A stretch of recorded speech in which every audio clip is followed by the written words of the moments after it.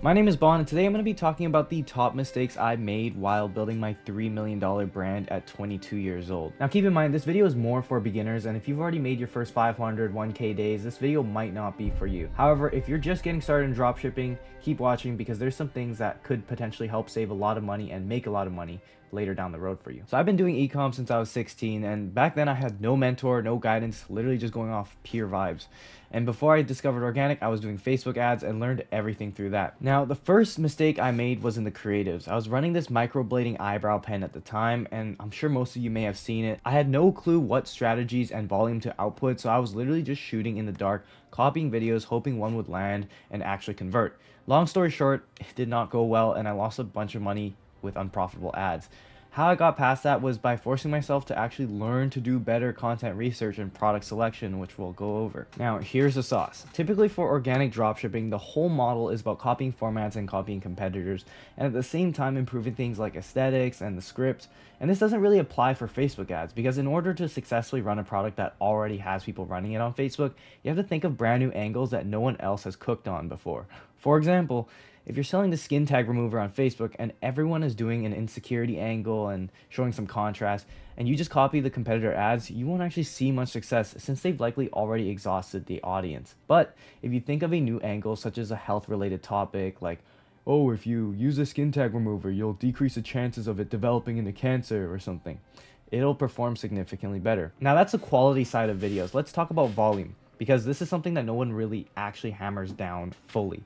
In terms of testing Facebook ads or organic, you gotta be pushing out at least 3 to 4 videos a day. And that's like a bare minimum. I was doing at least 10 new creatives, whether it's variations or completely new videos every single day during peak seasons, and that's because without doing so, you're never actually going to find that winning video. A lot of times all it takes is one winning video for you to make a lot of money, but the slower you are in terms of the volume that you put out, the slower you're going to actually achieve that goal. So in terms of testing Facebook ads, I highly recommend doing at least more than 4 to 5 creatives every single day, and in terms of organic, at least 3 to 4 videos per product. And that's per product.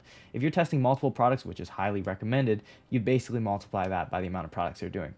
And a lot of you probably already knew that, but if it probably took me to tell you in order for you to fully understand, because if you really want to beat everyone else, this is a fully competitive market. You got to outwork everyone in this space, and the only way to do so is work smarter and harder. Now, in terms of content research on Facebook ads, what I normally do is I hop on similar products ad libraries, whether it's competitors or it's just other completely unrelated products in a complete different niche. I'll look in their ad library in the page transparency side of Facebook, and I'll basically scroll to their oldest videos. And by doing so, you'll see the ads that have been running for the longest time. And usually if the ads have been running for a long time and haven't been turned off, they're probably profitable. So you take notes on those ads and try to find creatives that you can replicate and actually copy the format onto your product for.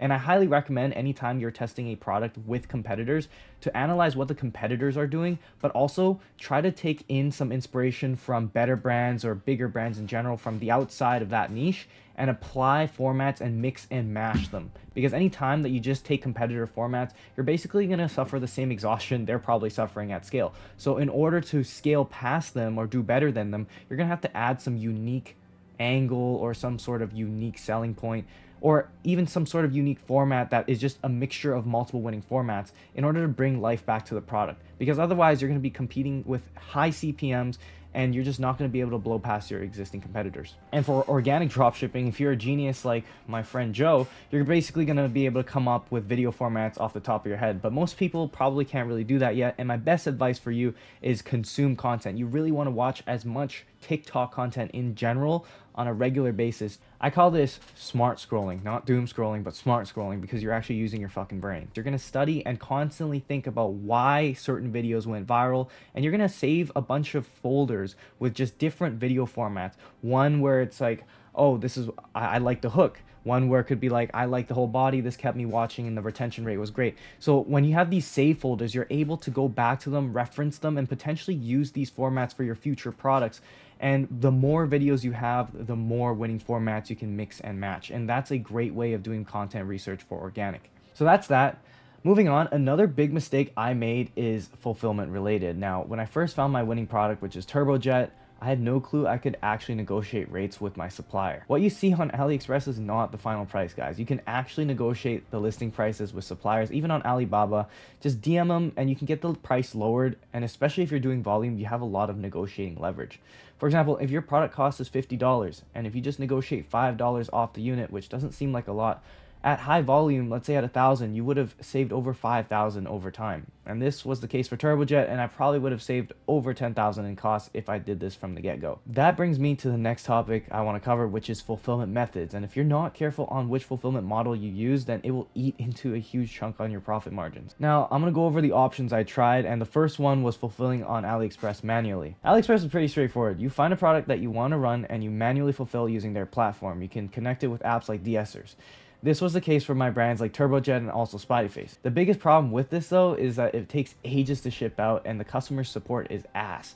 I believe it's probably 14 to 30 days just to potentially land it in your customer's hands, which is completely unacceptable over time because you don't want to have that poor customer service and reputation, because it's just going to cause chargebacks and you're going to have payment stoppages over time. That's why I wouldn't recommend this method at all, since it's literally a perfect recipe for angry customers and to get yourself permanently banned from dropshipping.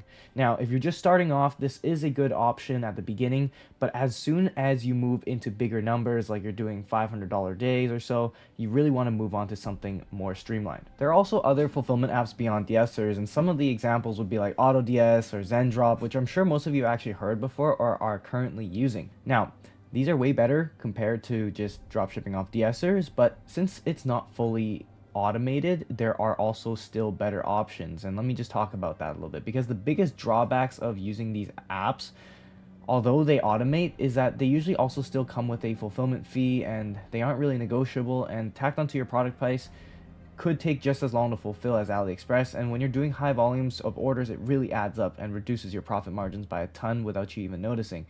It's not bad for starting out, but I wish I found the next one sooner. In the end, I actually settled on using private suppliers. And how that works, if you don't understand, is instead of having to manually fulfill your orders, they directly integrate onto your store as staff and fulfill your orders for you 24/7 as soon as sales come in. And it's pretty much fully automated. It's out of sight, out of mind, and you don't got to worry about anything other than paying the bill. And that's not even the best part, because if you have an idea for a product or you saw a video on something you wanted to source, most of them actually have a service where they'll literally look for that product for you and provide the pricing so that you can actually start running that product even if it's not on AliExpress or Alibaba. And also the fulfillment rates are negotiable depending on your order volume, and there's constant support, fast shipping, and sometimes they even warehouse your goods in advance for you in USA or Europe, wherever you're selling to, and you don't have to pay a single penny up front. As long as you're doing volume, they're willing to take the risks for you.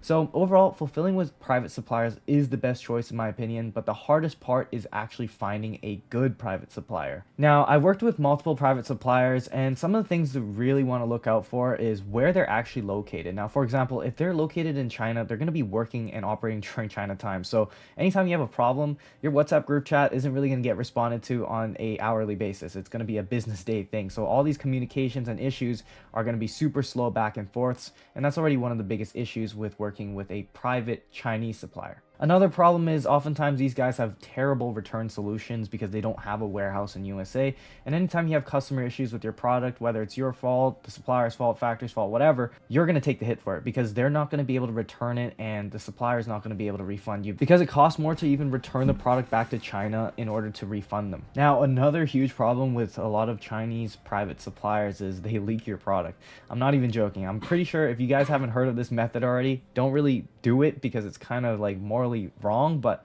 I'm gonna just drop it, is that you can sometimes ask private suppliers, yo, what's like the top selling products that you're fulfilling right now, and they'll literally hand you a catalog, which is pretty messed up because a lot of the people that are working with these private suppliers end up crushing, and then they have their products sold out to the other clients so that the private supplier can make more money fulfilling more volume of the same product.